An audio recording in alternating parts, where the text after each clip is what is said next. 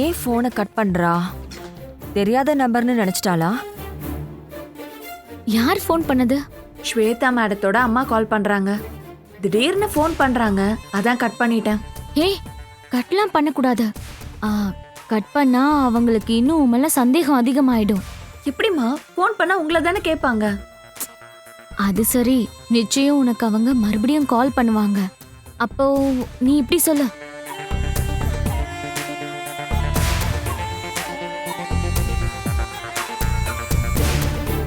இப்படி மட்டும் சொல்லு, ஓகேவா? ஓகே. சரி.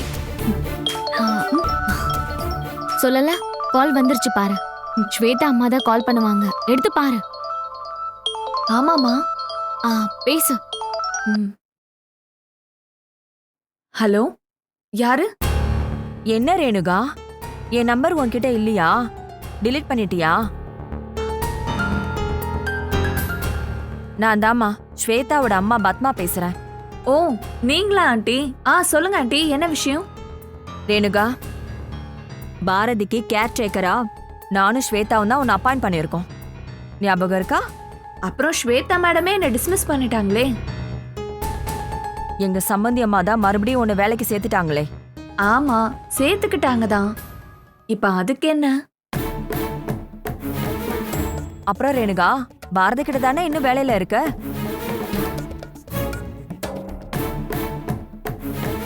என்னம்மா தெரியாத மாதிரியே கேக்குறீங்க? பாரதி அம்மா வீட்டை விட்டு போயிட்டாங்க.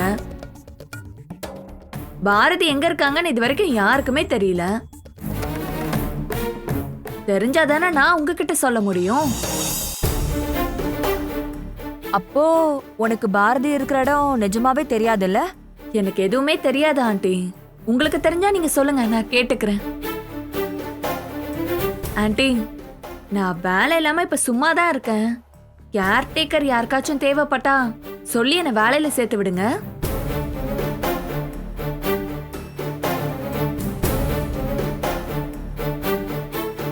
Hello hello. ஏய், என்ன சொன்னாங்க? என்ன சொல்லுவாங்க? அவங்களுக்கு தேவையான பதில் கிடைக்கலன்னதும் போனை கட் பண்ணிட்டாங்க.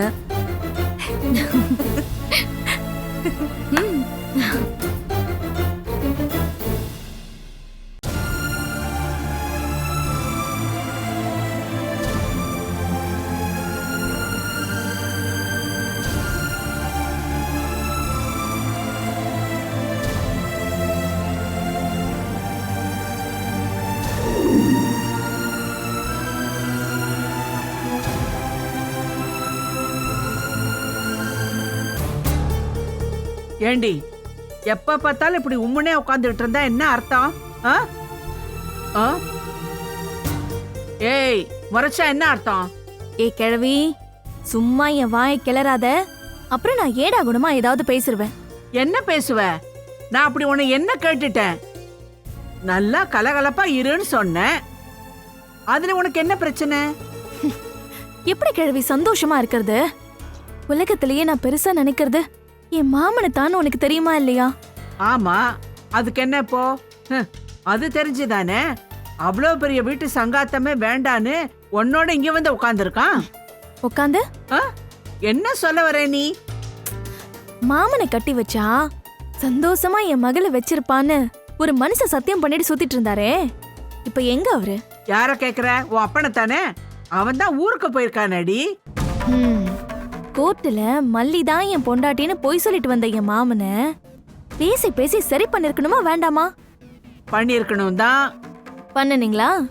அவன் தான் எந்த தகராறும் பண்ணாம அமைதியா தானே இருக்கான். அப்புறம் என்ன, நீ அவன் கூட கொஞ்சம் அனுசரிச்சு போக வேண்டியதானே? போய் அறிவு கிட்ட கேள்வி. ஏதோ பிரச்சனை, ஐஸ்வர்யா நல்லதுக்காக தான் இப்படி சொன்னேன்னு முகத்தை தூக்கி வச்சுக்கிட்டு பேசிட்டு இருக்கிற அந்த மனுஷங்கிட்ட என்னத்த அனுசரிச்சு பேசுறது?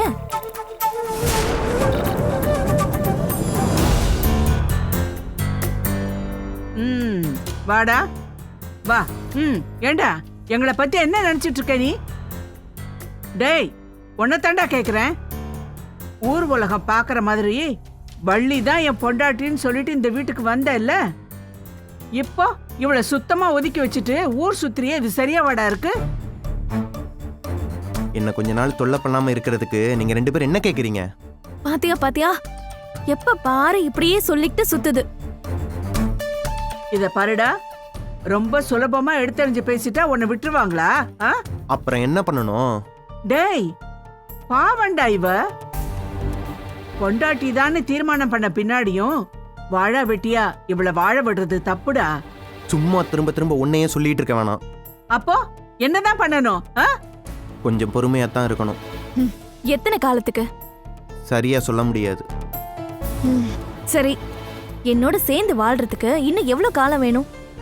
ஆனா அதுக்கு முன்னாடி ஒரே ஒரு காரியம் எனக்காக பண்ணிடு.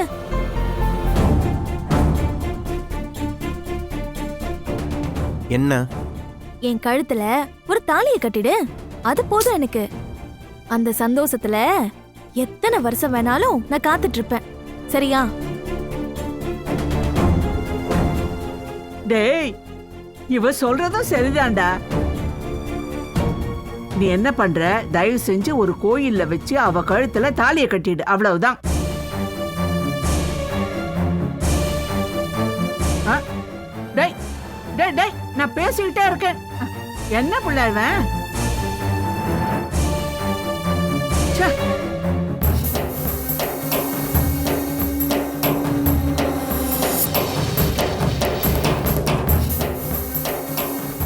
ஏதோ ஒரு பெரிய பிளானோடு தான் என்னை கடத்தி கொண்டு வந்து அடைச்சி வச்சிருக்காங்க.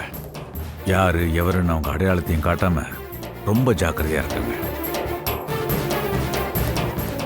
இந்த 4 செவத்துக்குள்ளே அடப்பட்டு நாம செத்து போயிடக்கூடாது. எப்படியாவது இங்கிருந்து தப்பிக்க பார்க்கணும். அதுக்கு ஏதாவது வழி இருக்கான்னு பார்க்கணும். அட்லீஸ்ட் இந்த வேலையை பண்ணது யாருன்னு நான் தெரிஞ்சுக்கணும். என்ன பண்ணலாம்?